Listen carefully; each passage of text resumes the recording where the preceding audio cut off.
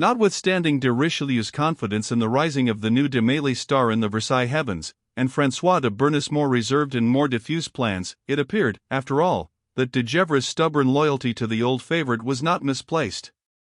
To the vast chagrin of most of the court, and the strong anxiety of a small portion of it, His Majesty, attended by his private suite and Jean-Frédéric Philippos de Maurepas, went from Versailles back to the Tuileries on the afternoon of November 23d. M. de Maurepas had the honor of driving alone with the king. The roads were bad, and the royal coach grievously heavy, so that the poor minister came to be in difficulties for entertaining conversation towards the last stages of the 3-hour journey.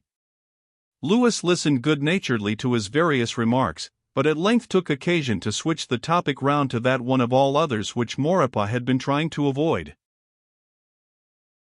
"'Tis said, Philippos," observed the king, blinking, "that our dear friend the Duchesse de Châteauroux, and you, our other dear friend, are not amicably disposed towards one another." "How is this?" "Sire, believe me, the little difficulty began through no fault of mine, if through the fault of anyone." "Relate it to me." Maurepas coughed. The situation was undeniably disagreeable, but an effort must be made. "The less hesitation, at all events, the better."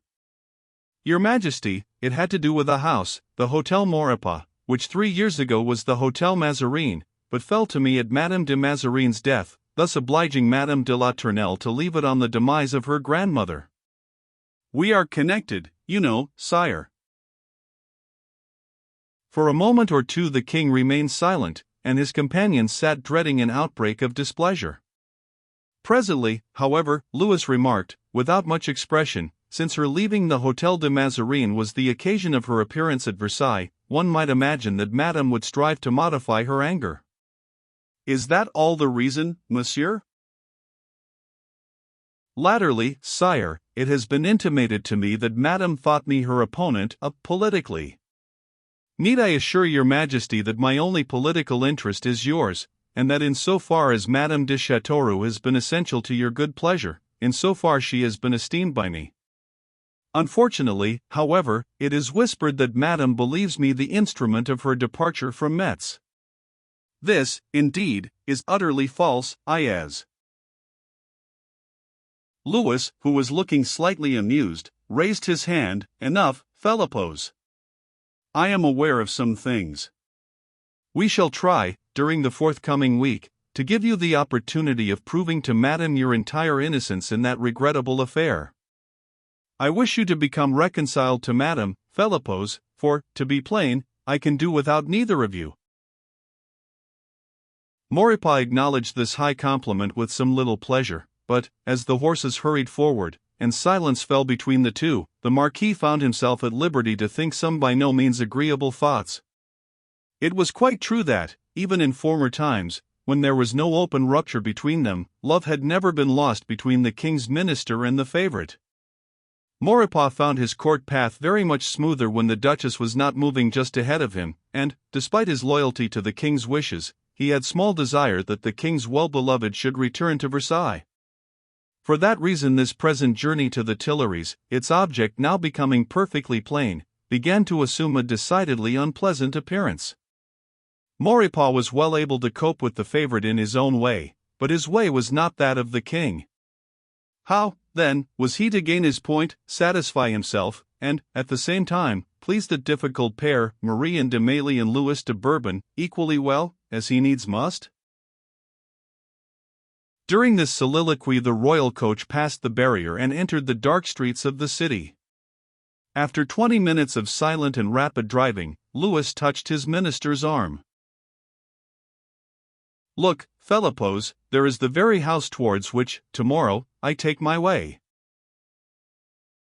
Whether by accident or by order, they were passing through the little Rue du Bac on their way from the bridge to the palace.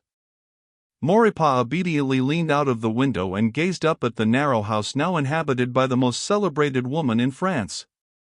The lower story of the building was dark. The upper one was lighted brilliantly, in front. "Possibly she is ill," muttered Maurepas, under his breath. And Maurepas' surmise was right. La Châteauroux was ill.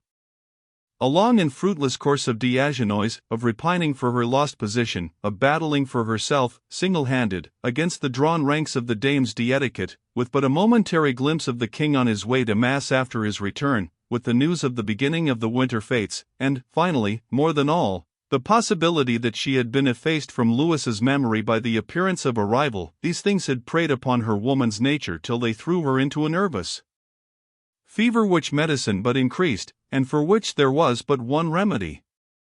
Sad weeks, indeed, these were. Her brave defiance was broken. Day after day, through the long grey hours, she would lie in her bedroom, silent, impatient, answering sharply if spoken to, otherwise mute, uncomplaining, and melancholy. Young Diagenois was with her constantly, and now importuned marriage till at times she was near consent. What frayed strand of hope still held her back it were difficult to surmise. How had it been with her had she accepted this young man's eagerly proffered self? Had the tragedy of Versailles been doubled or avoided? Had de Bernis or Richelieu won his wager? Useless to guess. At 11 o'clock on this night of the 23d of November young Diagenois left his lady's fauteuil, and the light in the top story of the Rue du Bac went out for a little time. At 12 o'clock on the following day, while Madame was meditating another struggle with the clothes that so tortured her fevered body, Fauchelet, downstairs, was called to the door. At the entrance stood a muffled man, bearing in his hand a note for the Duchesse de Châteauroux. Fauchelet was well trained. He gave no sign, but his heart grew big, for his own position's sake, when he recognized the sharp features of Bachelier, the king's confidential valet. "There is no answer?" queried Madame's man, peering out. "Yes," was the reply. And so Bachelier waited in the lower hall. In 10 minutes the lackey returned. Bachelier rose. "Well?" he asked. "At 9 o'clock this evening," was the message. And with it, and a nod of satisfaction, the royal servant left the house. He left much behind him that may be easily enough imagined. Enough to say that the designated evening hour found the once gloomy little hotel in a most unwonted condition. The whole lower floor was lighted softly, with not too many candles, for Madame de Châteauroux's face bore the ravages of anxiety and illness. The salon, in perfect order, was empty. Not so the little dining room, a charming place, with elaborate decorations of palest mauve and gold, a crystal chandelier, and a tiny round table in its center, heaped with a profusion of flowers, and the most delicate collation that Madame de Flavicourt and the chef together could devise.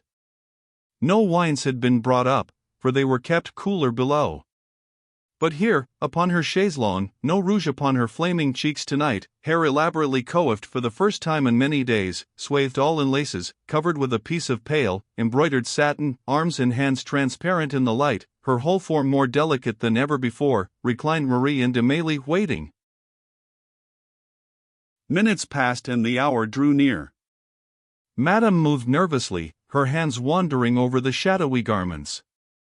The whole hidden household breathed uneasiness, anticipation. Clocks chimed 9. The hour was past. He was late to know. Madame de Châteauroux sat up. There had been the faintest knock at the door.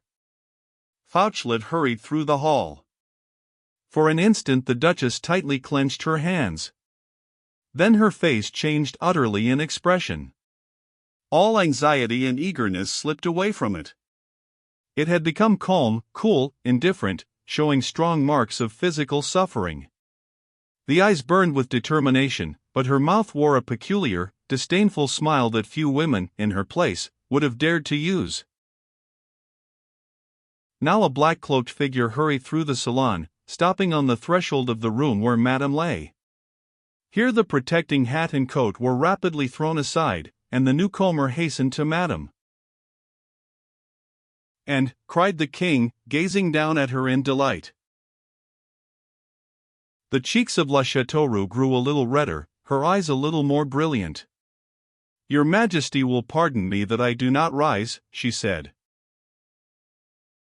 "Bachelier told me of your illness." "I am sincerely sorry," he returned, examining her closely. "Will your Majesty be pleased to sit?" "Majesty, and Majesty? What nonsense is this? Have you become a waiting maid? It is Louis when we are together, you and I." Madame drew away a little. "You wish that?" she asked, looking at him keenly. "'Tis what I have come for." "Ah, Madame, Versailles is empty now." "I have been bored, they have bored me to death." He turned away with one of those abrupt transitions from tenderness to fretfulness which were so characteristic of him as a king. He yawned as he drew a small chair up to his Duchess, and seated himself heavily thereon. "I wish you to return to Versailles," he said, with an air of putting an end to the matter. Madame de Châteauroux glanced at him and slightly shrugged her shoulders. "That will not be so easily arranged." "What? You do not wish to return?" "Why should I? Life there was not at all easy. Many changes would be necessary before I should consent to live again inside its walls." "What changes? Do you want larger rooms? More servants? A cabriolet added to the berlin?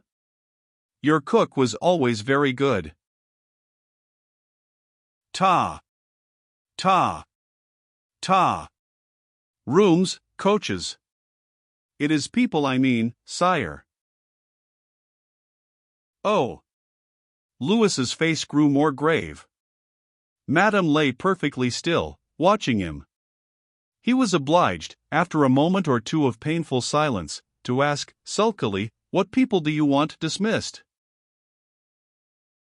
"Your Majesty might easily surmise that."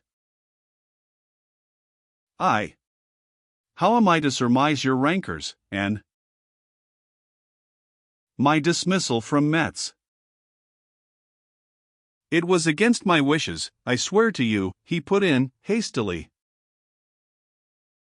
"Then your repentance for scandal," she murmured, quickly, smiling beneath her lids.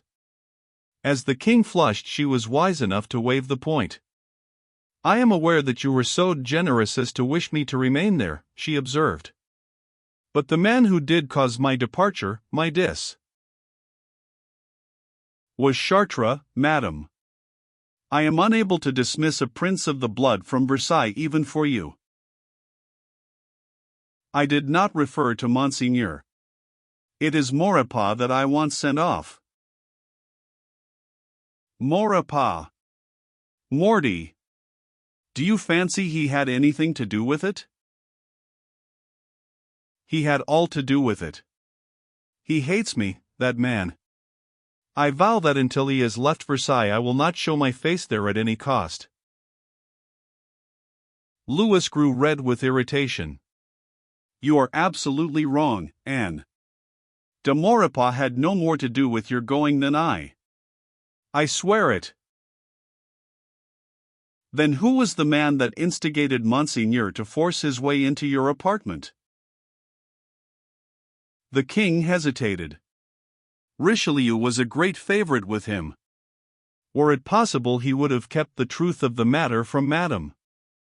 If it were not possible, he sighed, mentally Richelieu must go. He could, at all events, be spared better than Maurepas, who had the invaluable ability of steering the waterlogged ship of state very skillfully between the oft-threatening Scylla of debt and Charybdis of overtaxation. Presently Louis rose and moved over to the table.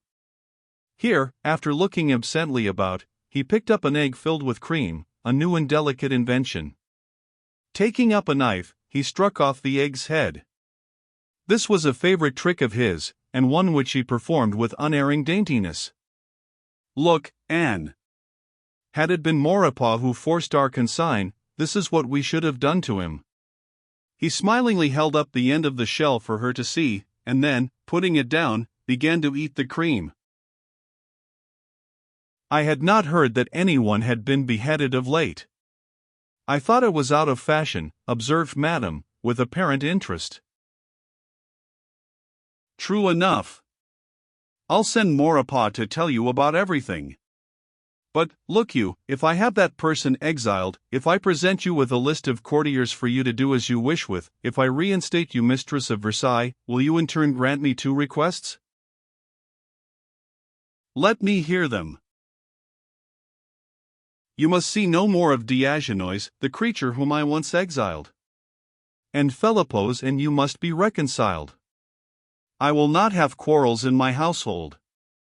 Will you agree to these things? He looked at her sharply, and she returned the glance with one that he could not read. The first, Diagenois, poof. You may have him. He wearies me inexpressibly, she said, after a pause. But Maurepas, besides, I have not yet signified a wish to return to Versailles. A month ago I wrote to Richelieu that I never should. Really? To Richelieu? And what was his reply? Nothing. He did not reply. A pity. Well then, you refuse to come back? No. That is, I would not refuse, but that I am not fond of M. de Maurepas. She had carried her stubborn insolence too far at last. The king frowned, threw away his egg, and marched steadily over to where he had thrown his hat and cloak. It is as well. I gave you your choice, madam. Maurepas is no Comtesse de Mailly. Neither you nor any woman can drive him from my court. At the tone of Louis's voice, Madame's heart had suddenly ceased to beat. She saw her mistake. Was it too late? No. On the threshold of the doorway the king, after a hesitation and struggle with himself, turned. She seized her final opportunity without a pause. Holding out her arms with exaggerated feebleness, she said, slowly, "Send Philippos to me tomorrow. He shall plead his cause." And thus her danger must have ended, and Louis's point have been satisfactorily gained, for it was past midnight when France left the Rue du Bac, to proceed by chair to the Tuileries. "Maurepas will be with you at noon, and may the God of friendship preside at the meeting," were his parting words to the Duchess, who nodded and smiled her approval. Then, while Fauchelet and the second valet cleared the remains of the feast from the little, disordered table, the mistress of Versailles, pale, burning with fever, and exhausted with fatigue, every nerve quivering with excitement at the life reopening to her, dragged herself to her bedroom, where Madame de Lorigues and the round-eyed maid awaited her arrival. On Thursday morning, which was the 25th of November, the king broke fast with Maurepas at his usual hour. Louis was sleepy, and slightly, very slightly, inclined to be sharp of temper. When he informed his companion of the impending visit for that day's noon, Maurepas made no objection in words or manner. Nevertheless, he was intensely displeased. He knew very well his master's ways, and he realized that the tone in which he was bidden to come to a full and cordial understanding with her grace was not to be disregarded. Therefore, at 11:05, with official punctuality, M. Jean-Frédéric Philippos, Marquis de Maurepas, carefully but not elaborately garbed, arrived in his chair at the hotel in the Rue du Bac. He was admitted there without delay, and Fauchelet's answer to the suave inquiry for Madame de Châteauroux was, "Will Monsieur le Marquis do Madame the honor to ascend to Madame's bedroom?" The Marquis, very much put out, did Madame that honor. Madame de Châteauroux was dressed and lying back in a deep armchair. To accentuate her pallor and the fever flush, she wore a negligée of red, and over her knees was thrown a velvet robe of the same color. In his first glimpse of her the minister noted all of this, and distinguished the affectation from the reality. He perceived his disadvantage, and began at once to calculate how far he might try her strength without inducing tears, before which he was as helpless as any man. "Monsieur, I am charmed to behold you again. And I, madam, am desolated to find you not perfectly well. There was a little pause. The Marquis anticipated being asked to sit down. Madame seemed to forget this courtesy. So, to his chagrin, Maurepas continued to stand, concealing his awkwardness and his ill humor as best he might. At least the Duchess took no notice of his discomfort. Madam, His Majesty commanded my appearance before you. Doubtless there was a reason, of which, however, I am entirely ignorant. There was a hint on the king's part of a reconciliation necessary between us. I did not understand the use of the word. Have we, then, need for reconciliation? He spoke with a smile which annoyed Madame, not for the first time. Monsieur, last evening His Majesty was here to request my return to Versailles, and the resumption of my duties as Lady of the Palace of the Queen. This, on certain conditions, I am willing to do. You will, however, readily perceive how impossible it would be for me to return while at Versailles dwells the man who brought about my dismissal from Metz, in August. Do you not agree with me? And if I do, queried Maurepas, warily, doubtful of her point. If you do, monsieur, will you, then, exile yourself on my arrival? Exile myself? Pardon me, I do not understand you. I ask you, monsieur, if it was not you who wrote the letter of dismissal from Metz, that one delivered to me by D'Argenson? Ah! I understand now. No, madam, I can freely say that I had nothing to do with your dismissal in any way. I had not dreamed that I was suspected of it. Madame lay back, knitting her brows. The man before her had unquestionably told the truth. She knew that as much from his indifferent manner as from the lack of protestations in his denial. At first disappointed, the Duchess became, after a moment's reflection, intensely curious. Who, then, was it, she cried, at last. A smile broadened Maurepas' lips. His eyebrows went up, and his shoulders were lifted a hair's breadth. Madam, how should I know? Ah, peste! In the same way that the whole court must know. Truly, I should be a fool to go back to Versailles ignorant of the name of him who had sought to ruin me. Every one would be laughing behind my back. Monsieur le Marquis, you may either answer my question or return to the king the message that I shall, after all, remain here. Madam, this is beyond my province. I am quite innocent of evil intent towards you. What others have done is not my concern. Maurepas spoke urgently. He saw himself getting into such difficulties as a diplomatic man dreads most. Madame was angry. You have heard what I say. You shall abide by it. Tell me, or go. Maurepas sought his snuff-box agitatedly, and took a large pinch. On one side stood the anger of the king, on the other the lithe enmity of a man who had before climbed gallantly out of deeper difficulties than the one into which the reinstallation of Madame would throw him, Louis Armand Duplessis, grandnephew of the greatest cardinal. And now was he, Maurepas, reduced to trusting to a woman's word? Must he sue for that? Twice he paced the room from door to windows and back again, saw no help during the distance, and finally, disgusted with himself, waved lack of invitation, drew a chair to the Duchess' side, and sat carefully down. Madame de Châteauroux listened. I am unfortunately placed. I am anxious to do you the favor you ask, and yet, for political reasons, I am unwilling to incur the displeasure of a powerful man by allowing it to be known that it was I who informed you of his lack of devotion to your cause. You perceive this? The Duchess looked thoughtful. The words had been crisply spoken, and had betrayed none of Maurepas' real discomfiture. Certainly, said she. Well, then, regretfully but necessarily, I must impose certain conditions under which, only, will I consent to divulge this matter to you. What are the conditions? Ah! They are neither unreasonable nor difficult, madam. As soon as you re-enter Versailles, His Majesty will send to you, as he informed me himself, a list of the courtiers' names, which you will have the privilege of revising.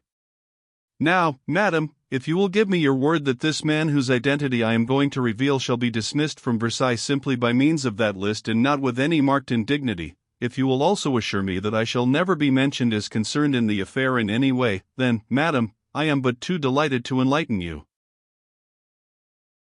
There was a pause. La Châteauroux considered. Maurepas, his undiplomatic proposition made, philosophically took snuff. Fortunately, the times when one must place confidence in a woman were rare. His incipient meditations were, however, interrupted. Monsieur le Marquis.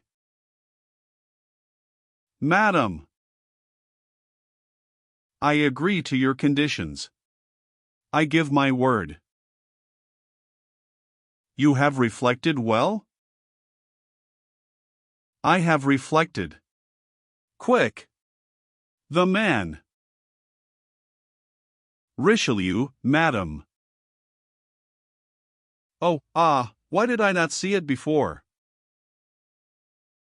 With such speed did madam run the whole gamut of evidence, the last morning at Metz, Richelieu's absence from the rooms, his imperturbability before Chartres, her letters since dismissal scantily answered, and, some of them, not at all, his failure to visit her since the return, and then, last night, Louis's uneasiness at her curiosity.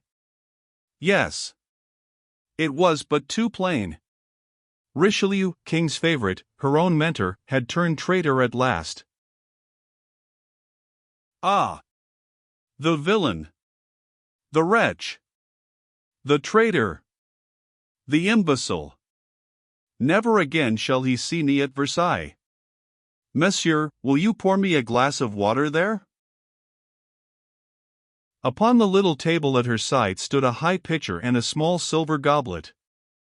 Maurepas hastened to comply with the request, and, as he handed her the cup, he noted how eagerly she drank, how bright was the flush on her cheek, how transparent the hand that she held to her face, and then the rather grim question came to him whether, after all, Richelieu's banishment would endure very long. But the thought was only transitory. After all, a woman of 27, strong of body and stronger of spirit, is not carried off at the very summit of her career by an intermittent fever. Thus, when she returned the empty cup to the king's minister, and their glances met for a second, he read in her face resolution and despair to carry her through much more than such a sickness as her present one. Have no fear of me, monsieur. I shall not betray you. Will you accept my gratitude? Maurepas bowed courteously.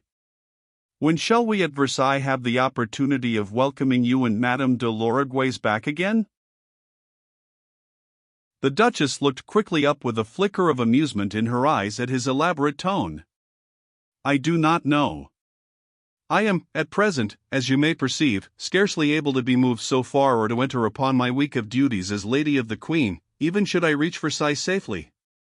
I must wait here till I am stronger. Till that time M. de Richelieu may relieve the king's ennui. Must you retire so soon? Maurepas was evidently upon the point of departure. The affair between us is concluded, is it not?